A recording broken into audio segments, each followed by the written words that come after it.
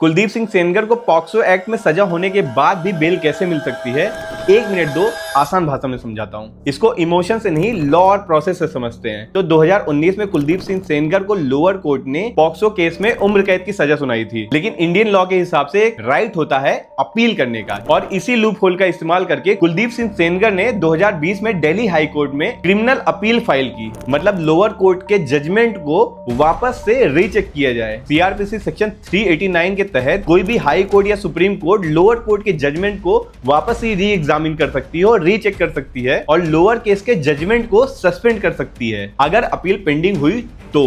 यहाँ high court के bell देने का मतलब किसी भी क्रिमिनल को इनोसेंट घोषित करना नहीं होता है। जब तक हाई कोर्ट में अपील चलेगी, जब तक क्रिमिनल आजाद रह सकता है। और इसी लूप होल का इस्तेमाल करके क्रिमिनल्स अक्सर मर्डर और रेप की जैसे हीनियस क्राइम से बाहर निकल आते हैं, बेल पे घूमते रहते हैं। कुलदीप सिंह के केस में 3 बातों की वजह से इसको बेल दिया गया था। पहला कि अपील 2020 से पेंडिंग थी, दूसरा कुलदीप सिंह 7 ईयर से ज्यादा की जेल काट चुका था, और तीसरा फाइनल हियरिंग अभी तक हुई नहीं थी। और हाँ, सेनगर अभी भी जेल में है क्योंकि उसको 10 साल की सजा और मिली थी विक्टिम के फादर की कस्टोडियल डेथ के केस में। ऐसा लूपहोल लॉ सिस्टम में बनाया गया था, लेकिन तब जब अपील पेंडिंग हो।